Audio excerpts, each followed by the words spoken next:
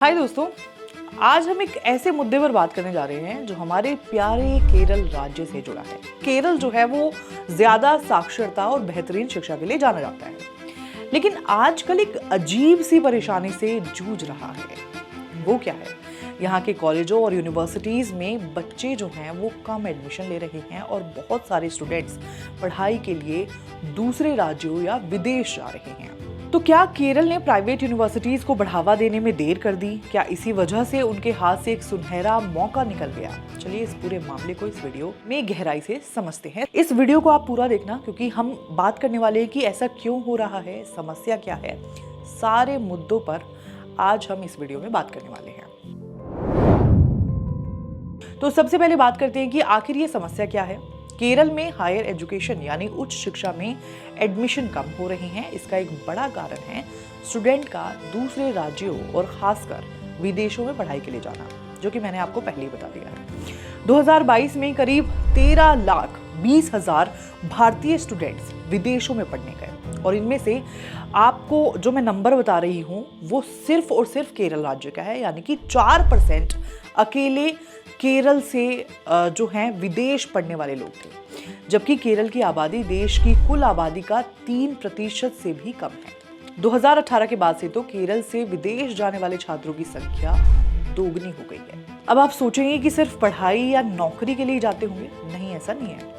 एक स्टडी के मुताबिक केरल की 78% लड़कियां बेहतर लाइफस्टाइल, सामाजिक रूढ़ियों से आजादी और समानता वाले माहौल की तलाश में बाहर जाती हैं। उनके लिए सिर्फ पढ़ाई नहीं, बल्कि खुद को आजाद करने और अपने सपनों को पूरा करने का एक मौका होता है। वहीं लड़कों के बाहर जाने का मुख्य कारण राज्य में अच्छी नौकरियों की कमी और उनकी डिग्री के हिसाब से सैलरी ना मिलना है। हालांकि बाहर जाने के बाद भी चुनौतियां कम नहीं होती। लगभग आधे यानी कि 47% से ज्यादा स्टूडेंट्स को अकेलापन, पैसों की तंगी और पढ़ाई के दबाव जैसी मानसिक समस्याओं का सामना करना पड़ता है। ये दिखाता है कि सिर्फ पैसों या पढ़ाई से जुड़ा मुद्दा नहीं है, बल्कि एक समाज और दिमाग से जुड़ा भी एक पेचीदा मामला है। केरल सरकार ने दशकों तक प्राइवेट यूनिवर्सिटीज का विरोध किया, लेकिन अब उन्होंने अपना मन बदल लिया है। इस साल केरल विधानसभा ने state private universities establishment and regulation bill 2025 जो है वो पास किया है। ये एक बहुत बड़ा कदम है, क्योंकि केरल भारत का इकलौता राज्य था जहां कोई प्राइवेट यूनिवर्सिटी नहीं थी। और ये डेटा हम अपनी तरफ से नहीं कह रहे हैं, बल्कि 2022 के यूजीसी डेटा के अनुसार ये आंकड़े हैं। ये बदलाव क्यों आया? सरकार का कहना है कि ये समझदारी भरा फैसला है। 2015 में केरल की सरकारी यूनिवर्सिटीज की हालत इतनी अच्छी नहीं थी कि वो प्राइवेट यूनिवर्सिटीज से मुकाबला कर सकें।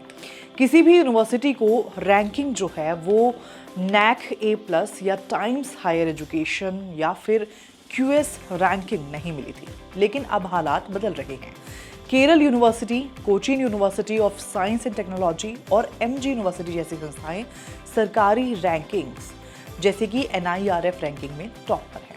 सरकार का मानना है कि सरकारी सेक्टर को मजबूत करने के साथ साथ प्राइवेट निवेश को भी बढ़ावा देना जरूरी है। उनका लक्ष्य जो है वो 2036 तक ज्यादा से ज्यादा बच्चों को उच्च शिक्षा से जोड़ना, यानी कि हायर एजुकेशन से जोड़ना, और GER को 75% तक बढ़ाना है। वो केरल को अंतर्राष्ट्रीय शिक्षा का केंद्र बनाना चाहते हैं और दूसरे राज्यों से भी स्टूडेंट्स को अपनी ओर खींचना चाहते हैं। इस नए कानून के तहत प्राइवेट यूनिवर्सिटीज को सरकारी यूनिवर्सिटीज जैसे ही अधिकार और ताकत मिलेगी। उन्हें कुछ नियमों और शर्तें माननी होंगी, जैसे कि आवेदन करने वाले की विश्वसनीयता, जरूरी जमीन, आर्थिक सुरक्षा, कई कैंपस की जरूरत, नियमित जांच, UGC के नियमों का पालन, सभी को शामिल करना, गरीब और पिछड़े वर्ग के छात्रों को भी मौका मिलना। साथ ही 40% सीटें केरल के स्टूडेंट्स के लिए रिजर्व्ड होंगी और SC और ST स्टूडेंट्स के लिए स्कॉलरशिप और फीस में छूट का भी प्रावधान होगा। सरकार इन प्राइवेट यूनिवर्सिटीज को आर्थिक मदद नहीं देगी, लेकिन वो रिसर्च के लिए सरकारी ग्रांट के लिए आवेदन कर सकते हैं। अब सवाल ये है कि क्या प्राइवेट यूनिवर्सिटीज के आने से केरल से छात्रों का बाहर जाना रुक जाएगा?